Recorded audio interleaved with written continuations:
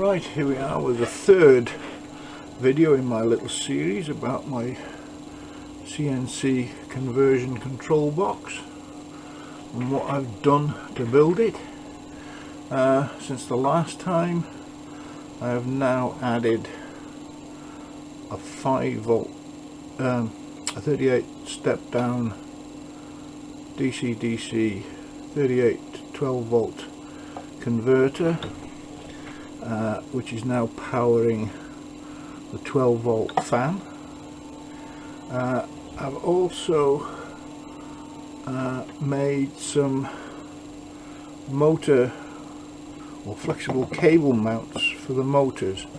I didn't like just the 4 wires coming out of the motor, so I've made a plastic mount which you can attach a gland nut and flexible pipe to.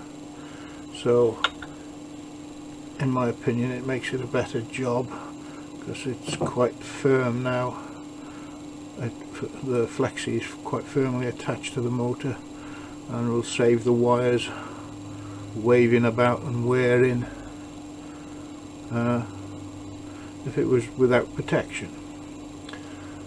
And the last thing I've now done is I've now got the e-stop in its housing and ready and working, as you can hear.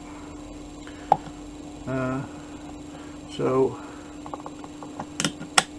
I'm still waiting for my ball nuts, but the good news is they've got as far as Chicago O'Hare Airport, International Airport, so we can all assume now that the ball nuts are stood in line with its suitcase and its passport, waiting to board an aeroplane for Manchester.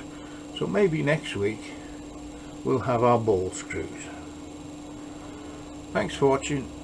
Bye.